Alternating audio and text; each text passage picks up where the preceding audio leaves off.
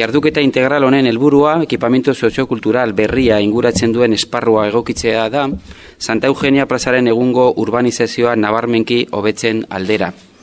Horrez gain, Romo kulturetxearen jarduera bere gertuko inguruarekin bateratu naiz berriro baloratu nahi da.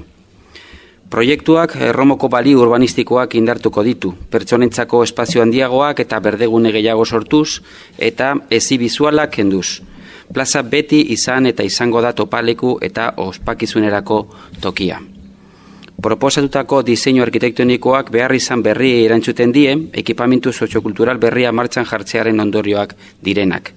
Izan ere, ekipamentuaren funtzionamentuak erabiliko duten pertsonen mugimendu eta egonaldi berri eta handiagoak sortuko ditu, baita inguruko auzotarrena. Horren bestez, ekipamentuak berak bezala, inguruak ere hainbat erabilera hartu ahal izango ditu, denborarekin erabakiko direnak, eta horiei lotu ahal izango zaie. Hau da, erabilera asko ahalbidetuko dituen plaza proposatzen dugu. Eta orain, erakusketa honekin gure proposamena hiritarren balorazioa eta ekarpenak ezagutzea da.